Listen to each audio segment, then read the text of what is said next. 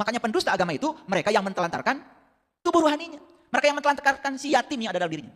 Karena yang rohani itu tidak dilahirkan, ditiupkan di Quran juga. Jadi yang rohani tidak ada ibunya, tidak ada bapaknya. Jadi yang disebut dengan yatim itu hakikatnya adalah tubuh rohani kita. Nah kalau kita mentelantarkan tubuh rohani kita, itulah pendusta agama. Jadi kalau kita sholat cuma fisik aja, pendusta agama. Kalau kita haji umroh cuma fisik aja, pendusta agama. Kalau kita zakat, puasa hanya fisik saja, pendusta agama. Kalau rukun Islam itu yang 5, hanya dijalankan fisiknya saja, pendusta agama. Karena kita menelantarkan yatim yang ada dalam diri kita. Paham? Paham? Nah naik kelas sedikit dong pemahamannya, jangan gitu-gitu aja. Dan kalian ini kan sombong. Kalau sudah nyumbang ke panti asuhan, dan menganggap yang disebut dengan yatim itu mereka yang tinggal di panti asuhan. Silahkan teliti oleh Bapak Ibu. Ada nggak anak di panti asuhan yang lahir ke dunia? Nggak ada ibunya, nggak ada bapaknya. Ada nggak yang tiba-tiba datang ke dunia? Nggak ada. Semua ada ibunya, semua ada bapaknya. Cuman ibu bapaknya tidak tanggung jawab kan gitu aja. Apa ibu bapaknya sudah meninggal? Coba saya mau tanya sama Bapak Ibu. Saya ini ibunya udah meninggal. Ayahnya sudah meninggal. Kasihan nggak sama saya? Yatim nggak saya?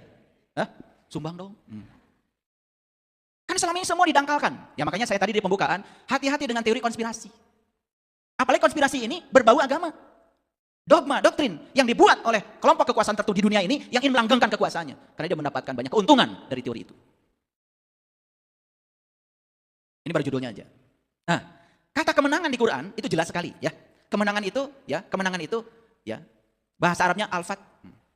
Padahal al-fat itu sebetulnya adalah keterbukaan. Makanya ada Quran surat al-fat. Ada Quran surat Al-Fatihah.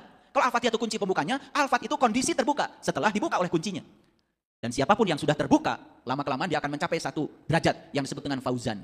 Di Quran dikatakan, liyudkhilal mu'minin wal mu'minat jannatin tajri min tahtihal anhar khalidina fiha wa yukaffiru anhum sayyi'atihim wa kana zalika indallah fauzan azima. Itu Quran surat apa? Surat apa itu?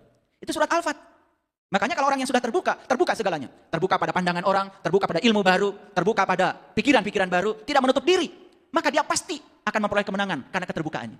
Makanya kata fauzan, faizin, itu kan sering diucapkan ketika Idul Fitri. Makanya Idul Fitri ucapannya minal aidin wal faizin. Itu doa. Doanya apa? Semoga Anda termasuk orang yang kembali id, faizin dan memperoleh kemenangan. Harusnya ketika orang mengucapkan minal aidin wal faizin, ucapannya amin. Orang Bandung, minal aidin wal faizin, sami-sami. Karena belajar agama dari kartu lebaran. Karena di kartu lebaran ada tulisan Arab, minal aidin wal faizin, di bawahnya mohon maaf lahir dan batin. Dikiranya itu terjemahan dari minal aidin wal faizin. Udah berapa tahun Bapak Ibu lebaran? Gak ada yang berubah. Orang yang bilang minal aidin wal faizin, sama-sama. Ketololan ini sudah menyebar. Karena kita tidak sadar, hilang daya kritis, hilang daya kreatif. Bayangkan. Dan kita sudah seperti robot, menjalankan semua rutinitas itu, ya begitu-begitu saja. Nah, jadi kemenangan yang saya maksud di sini adalah ketika hidangan langit sudah kita raih,